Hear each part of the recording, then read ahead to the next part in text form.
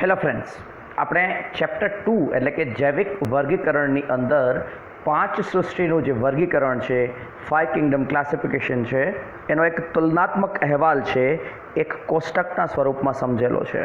આ તુલનાત્મક અહેવાલ એટલે કે જે કમ્પેરેટિવ ડિસ્ક્રિપ્શન છે એ પેજ નંબર 17 ઉપર આપેલું છે. એના પછી આપણે જોયું કે કઈ રીતે કાર્લ વુઝ નામના વૈજ્ઞાનિકે ત્રિક્ષેત્રીય વર્ગીકરણ રજૂ કર્યું અને એમણે જે વિટેકરની 5 સૃષ્ટિનું વર્ગીકરણ હતું એ પૈકીની જે મોનેરા સૃષ્ટિ હતી તેને બીજી 2 સૃષ્ટિઓ એટલે કે આર્કીબેક્ટેરિયા અને યુ બેક્ટેરિયામાં વિભાજિત કરી અને કુલ 6 સૃષ્ટિનું વર્ગીકરણ રજૂ કર્યું હતું. તો તમે ટેક્સ્ટબુકમાં જોઈ શકો છો કે પેજ નંબર 17 ઉપર આજે કોષ્ટકના સ્વરૂપમાં 5 સૃષ્ટિઓનો તુલનાત્મક અહેવાલ આપેલો છે. એના પછી ખૂબ જ શોર્ટમાં એમણે ત્રિક્ષેત્રીય વર્ગીકરણ છે એ એનું વર્ણન લખેલું છે. પરંતુ આપણે થોડા ડિટેલમાં ત્રિક્ષેત્રીય વર્ગીકરણને સમજેલું છે અને કઈ રીતે કાર્લ વુઝે ત્રિક્ષેત્રીય વર્ગીકરણ રજૂ કર્યું હતું એને સમજેલું છે. ચલો, હવે આ પેજ નંબર 17 ઉપર ત્રિક્ષેત્રીય વર્ગીકરણ નીચેનો આ જે પેરેગ્રાફ છે ત્યાંથી લઈ અને પેજ નંબર 18 ઉપર જ્યાંથી મોનેરા સૃષ્ટિનું ડિસ્ક્રિપ્શન નહીં ચાલુ થાય ત્યાં સુધીનો આ જે પોર્શન છે એનું હવે આપણે ડિસ્કશન કરવા માટે જઈ રહ્યા છીએ. તો હું રિપીટ કરું કે પેજ નંબર 17 ઉપર જે સૌથી છેલ્લો પેરેગ્રાફ છે ત્યાંથી લઈ અને પેજ નંબર 18 ઉપર જ્યાંથી મોનેરા સૃષ્ટિનું જે ડિસ્ક્રિપ્શન છે ટોપિક 2.1 શરૂ થાય એના પહેલાંનો જે આ પોર્શન છે એનું આપણે ડિસ્ક્રિપ્શન કરવા જઈ રહ્યા છીએ. તો આ જે ડિસ્ક્રિપ્શન છે એમાંની થોડીક ચર્ચા આપણે અગાઉ કરી ચૂક્યા છીએ. એમાં આપણે દ્વિસૃષ્ટિ વર્ગીકરણ છે એની કેટલીક મર્યાદાઓની વાત કરીશું અને કઈ રીતે દ્વિસૃષ્ટિ વર્ગીકરણમાં ફેરફાર કરી અને 5 સૃષ્ટિ વર્ગીકરણ છે એ વિટેકરે રજૂ કર્યું હતું એની આપણે ચર્ચા કરીશું. ચલો, આપણે જે મટીરિયલ જોયેલું છે એને આપણે સ્ટાર્ટ કરીએ છીએ. તો અહીં આપણે દ્વિસૃષ્ટિ વર્ગીકરણની જે મર્યાદાઓ અગાઉના લેક્ચરમાં ચર્ચી હતી એને ફરીથી એકવાર યાદ કરી જઈએ છીએ. જો અગાઉની જે વર્ગીકરણ પદ્ધતિ હતી એટલે કે દ્વિસૃષ્ટિ વર્ગીકરણ પદ્ધતિ હતી એમાં જે ક્લેમિડોમોનાસ છે જે એક કોષીય સજીવ છે અને સ્પાયરોગાયરા છે જે બહુકોષીય સજીવ છે એને એક જ સૃષ્ટિ વનસ્પતિ સૃષ્ટિમાં વર્ગીકૃત કરવામાં આવ્યા હતા. તો અહીં આ જે પ્રથમ પોઈન્ટ છે એ દ્વિસૃષ્ટિ વર્ગીકરણની એક મર્યાદા રજૂ કરે છે કે દ્વિસૃષ્ટિ વર્ગીકરણ છે એ એકકોષીય અને બહુકોષીય સજીવો વચ્ચે તફાવત નથી કરતી, બંને સજીવોને એક જ જૂથમાં રાખતી હતી. અહીં જે દ્વિસૃષ્ટિ વર્ગીકરણ હતું એમાં ક્લેમિડોમોનાસ જેવી એકકોષીય લીલ છે એને લીલ તરીકે વનસ્પતિ સૃષ્ટિમાં વર્ગીકૃત કરવામાં આવી હતી અને એની સાથે જ સ્પાયરોગાયરા નામની બહુકોષીય લીલને પણ લીલ તરીકે વનસ્પતિ સૃષ્ટિમાં વર્ગીકૃત કરવામાં આવી હતી. તો આમ એક જ જૂથ લીલ જે જૂથ છે એમાં ક્લેમિડોમોનાસ જેવી એકકોષીય સજીવનો પણ સમાવેશ થતો હતો અને સ્પાયરોગાયરા જેવી જે બહુકોષીય સજીવ છે એનો પણ સમાવેશ થતો હતો. બીજી મર્યાદા જે દ્વિસૃષ્ટિ વર્ગીકરણની હતી એ છે કે આદિકોષ કેન્દ્રીય સજીવો અને સુકોષ કેન્દ્રીય સજીવોને તે એક જ જૂથમાં રાખતી હતી એ વર્ગીકરણ વ્યવસ્થા અને વનસ્પતિ તરીકે વ્યાખ્યાયિત કરતી હતી. તો આપણે એમ કહીશું કે બેક્ટેરિયા બરાબર કે જે આદિકોષ કેન્દ્રીય સજીવ છે તેમજ નીલહરિત બેક્ટેરિયા જેને આપણે સાયનોબેક્ટેરિયા તરીકે ઓળખીએ છીએ એ આદિકોષ કેન્દ્રીય સજીવોને સુકોષ કેન્દ્રીય સજીવો સાથે જ આ દ્વિસૃષ્ટિ વર્ગીકરણ છે એ પ્રસ્તુત કરતી હતી. ત્રીજી મર્યાદા એ હતી કે દ્વિસૃષ્ટિ વર્ગીકરણ એ પોષણ પદ્ધતિને ધ્યાનમાં નથી લેતી. મતલબ કે સ્વયંપોષી સજીવો જે વનસ્પતિના અલગ અલગ જૂથોનો સમાવેશ થાય છે એ સ્વયંપોષી સજીવોનું વર્ગીકરણ એ ફૂગ સાથે કરતી હતી. ફૂગ એ સંપૂર્ણ રીતે પરપોષી મૃતોપજીવી સજીવો છે. તો આ રીતે દ્વિસૃષ્ટિ વર્ગીકરણ છે એ પોષણ પદ્ધતિનું પણ ધ્યાન નથી રાખતી. એમણે ફૂગનું વર્ગીકરણ વનસ્પતિ તરીકે વનસ્પતિ સૃષ્ટિમાં કરેલું હતું અને આપણે જાણીએ છીએ કે વનસ્પતિ સૃષ્ટિના બાકીના જૂથો છે એ પ્રકાશ સંશ્લેષી સ્વયંપોષી પોષણ ધરાવે છે. હવે આ બધાનું કારણ શું છે? આવું દ્વિસૃષ્ટિ વર્ગીકરણમાં આ પ્રકારનું વર્ગીકરણ થવાનું કારણ શું હતું? તો દ્વિસૃષ્ટિ વર્ગીકરણનો જે આધાર હતો એ હતો કોષ દિવાલની હાજરી. બરાબર, કોષ દિવાલની હાજરીના આધારે એમણે બેક્ટેરિયા, ફૂગ, વનસ્પતિને વનસ્પતિ તરીકે વનસ્પતિ સૃષ્ટિમાં વર્ગીકૃત કરી હતી. કારણ કે દ્વિસૃષ્ટિ વર્ગીકરણમાં એકમાત્ર આધાર લેવામાં આવ્યો હતો, એ આધાર હતો કોષ દિવાલની હાજરી. ચલો હવે આપણે જો વાત કરીએ કે આ જે આધાર છે એ હકીકતમાં સુવ્યવસ્થિત નથી, કારણ કે જે બેક્ટેરિયા છે એની કોષ દિવાલ પેપ્ટિડોગ્લાયકન નામના દ્રવ્યની બનેલી છે, ફૂગની કોષ દિવાલ કાઇટિનની બનેલી છે અને લીલી વનસ્પતિઓની કોષ દિવાલ સેલ્યુલોઝની બનેલી છે.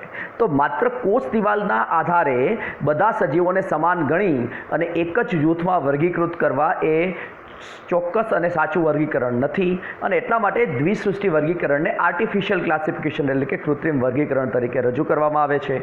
ભલે બેક્ટેરિયા, ફૂગ અથવા તો વનસ્પતિ કોષ દિવાલ ધરાવતી હોય, પરંતુ એમના કોષોમાં જે કોષ દિવાલ છે એ મૂળભૂત બંધારણની દ્રષ્ટિએ પણ અલગ પડે છે, અને જેથી કરીને આપણે કહી શકીએ છીએ કે આ જે વર્ગીકરણ છે એ સુયોગ્ય નથી, કારણ કે આ ત્રણેય અલગ અલગ જૂથોની કોષ દિવાલ છે, બરાબર, એ પણ અલગ અલગ દ્રવ્યોની બનેલી છે. ચલો આપણે દ્વિસૃષ્ટિ વર્ગીકરણમાં ક્યાં ફેરફારો કરી અને ખાસ કરીને 5 સૃષ્ટિ વર્ગીકરણ કર્યું. તો અહીં એક ફેરફારને આપણે ધ્યાનમાં લઈએ છીએ જે ટેક્સ્ટ બુકમાં અહીં દર્શાવેલું છે. જો દ્વિસૃષ્ટિ વર્ગીકરણ છે એમાં ક્લેમિડોમોનાસ અને ક્લોરેલા જેવા એકકોષીય સજીવો જે કોષ દિવાલ ધરાવતા હતા એમને વનસ્પતિ તરીકે વનસ્પતિ સૃષ્ટિમાં વર્ગીકૃત કરવામાં આવ્યા હતા, જ્યારે અમીબા અને પેરામિશિયમ જેવા એકકોષીય સુકોષ કેન્દ્રી સજીવો કે જે કોષ દિવાલ વિહીન કોષ ધરાવે છે એટલે કે કોષ દિવાલ નથી ધરાવતા એમને પ્રાણી કોષ તરીકે પ્રાણી સૃષ્ટિમાં વર્ગીકૃત કરવામાં આવ્યા હતા. મતલબ કે ક્લેમિડોમોનાસ અને ક્લોરેલા, અમીબા અને પેરામિશિયમ આ જે સજીવો છે એમને અલગ અલગ સૃષ્ટિમાં અલગ અલગ જૂથ તરીકે વર્ગીકૃત કરવામાં આવ્યા હતા, કારણ કે દ્વિસૃષ્ટિ વર્ગીકરણનો એકમાત્ર આધાર હતો કોષ દિવાલની હાજરી. ક્લેમિડોમોનાસ અને ક્લોરેલા કોષ દિવાલ ધરાવે છે અને એટલા માટે એમને વનસ્પતિ તરીકે વનસ્પતિ સૃષ્ટિમાં વર્ગીકૃત કરાયા હતા, જ્યારે એક કોષીય કોષ દિવાલ વિહીન અમીબા અને પેરામિશિયમ કોષ દિવાલની ગેરહાજરીના કારણે પ્રાણી સૃષ્ટિની અંદર વર્ગીકૃત કરવામાં આવ્યા હતા. હવે જ્યારે વિટેકરે પોતાની વર્ગીકરણ વ્યવસ્થા રજૂ કરી ત્યારે એમણે આ બધા જ સજીવોને એક જ સૃષ્ટિમાં વર્ગીકૃત કર્યા અને એ સૃષ્ટિ હતી પ્રોટિસ્ટા સૃષ્ટિ. તો વિટેકરની જે પ્રોટિસ્ટા સૃષ્ટિ હતી એ સૃષ્ટિ રજૂ કરવાનો આધાર હતો સુકોષ કેન્દ્રીય કોષની રચના અને એકકોષીય સજીવ, એટલે જેટલા પણ એકકોષીય સજીવ હોય પછી એ પ્રકાશ સંશ્લેષણ કરતા હોય, કોષ દિવાલ ધરાવતા હોય કે કોષ દિવાલ ન ધરાવતા હોય, એમને પ્રોટિસ્ટા સૃષ્ટિની અંદર વર્ગીકૃત કરવામાં આવ્યા હતા. અને એટલા માટે વિટેકરે વનસ્પતિ સૃષ્ટિમાં અને પ્રાણી સૃષ્ટિમાં સમાવિષ્ટ અલગ અલગ જે સભ્યો હતા દ્વિસૃષ્ટિ વર્ગીકરણ પદ્ધતિમાં એમને ત્યાંથી કાઢી અને એક જ સૃષ્ટિની અંદર વર્ગીકૃત કર્યા, જેને પ્રોટિસ્ટા સૃષ્ટિ નામ આપવામાં આવ્યું. તો દ્વિસૃષ્ટિ વર્ગીકરણથી 5 સૃષ્ટિ વર્ગીકરણ જ્યારે રજૂ કરવામાં આવ્યું ત્યારે આવા ફેરફારો કરવામાં આવ્યા, કારણ કે 5 સૃષ્ટિ વર્ગીકરણના જે માપદંડ અને ધારાધોરણો હતા એ અલગ હતા. કોનાથી અલગ હતા? દ્વિસૃષ્ટિ વર્ગીકરણથી અલગ હતા. અને વર્ગીકરણમાં આ પ્રકારના જે ફેરફારો છે એ અન્ય પદ્ધતિઓમાં પણ જોવા મળે છે. આપણે જોયું કે 6 સૃષ્ટિ વર્ગીકરણ જ્યારે વુઝે રજૂ કર્યું તો એમણે મોનેરા સૃષ્ટિને 2 અલગ અલગ સૃષ્ટિઓ એટલે કે જે આર્કી બેક્ટેરિયા અને યુ બેક્ટેરિયા સૃષ્ટિ છે એમાં વિભાજિત કરી હતી. અને વુઝ પછી બીજા કેટલાક વૈજ્ઞાનિકોએ પણ વર્ગીકરણને અલગ રીતે રજૂ કર્યું હતું. મતલબ કે વર્ગીકરણની અંદર સુધારણા છે એ એક વૈજ્ઞાનિકથી બીજા વૈજ્ઞાનિક સુધી થયા કરે છે.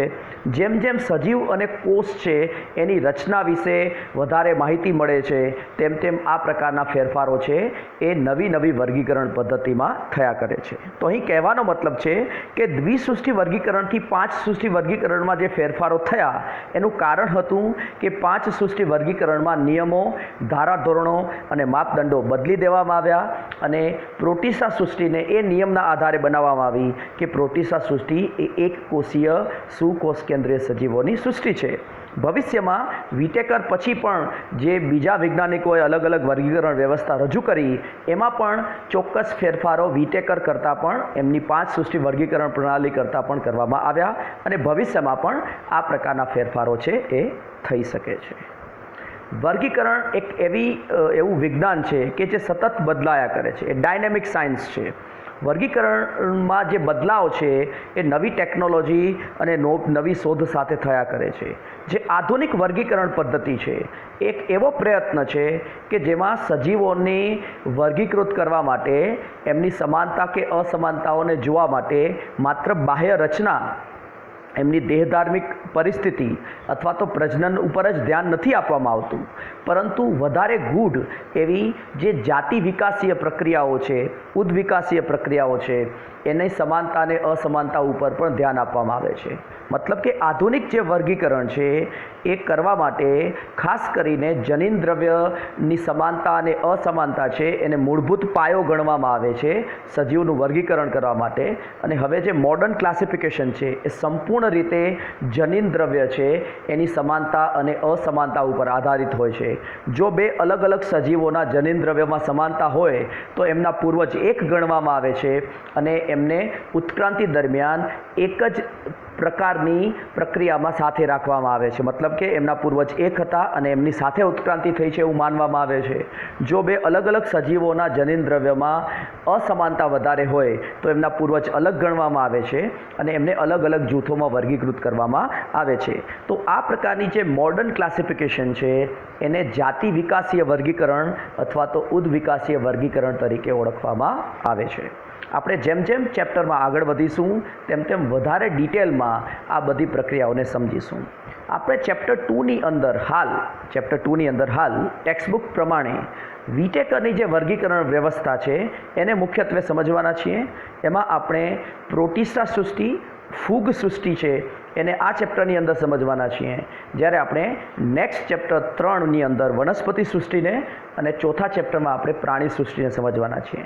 પણ મુખ્યત્વે આપણે આ ચેપ્ટર 2ની અંદર વિટેકરના મત પ્રમાણે પ્રોટિસ્ટા સૃષ્ટિ અને ફૂગ સૃષ્ટિ છે એને સમજીશું અને ચેપ્ટર 2ના એન્ડ ભાગમાં આપણે અકોષીય સજીવો, વાયરસ, વિરોઇડ, પ્રાયોન અને લાઇકેન્સ વિશે પણ સમજીશું. ચલો, અહીં જે લખેલા પોઈન્ટ્સ છે એને આપણે એકવાર સમજી જઈએ. તો અગાઉની વર્ગીકરણ પદ્ધતિ એટલે કે દ્વિસૃષ્ટિ વર્ગીકરણ પદ્ધતિમાં અલગ અલગ સૃષ્ટિમાં સમાવિષ્ટ સભ્યો એક જ સૃષ્ટિ પ્રોટિસ્ટામાં વર્ગીકૃત થવાનું જે કારણ છે એ છે કે માપદંડો અને ધારાધોરણો છે એ બદલાયા હતા. મતલબ કે દ્વિસૃષ્ટિ વર્ગીકરણમાં ક્લેમિડોમોનાસ, ક્લોરેલા, અમીબા અને પેરામિશિયમ જે અલગ અલગ સૃષ્ટિમાં વર્ગીકૃત થયા હતા, પરંતુ વિટેકરે પોતાની 5 સૃષ્ટિ વર્ગીકરણમાં એમને પ્રોટિસ્ટા સૃષ્ટિ તરીકે એક જ સૃષ્ટિમાં વર્ગીકૃત કર્યા, કારણ કે વિટેકરે ધારાધોરણો, નિયમો અને માપદંડો છે એ દ્વિસૃષ્ટિ વર્ગીકરણની સાપેક્ષે બદલી દીધા.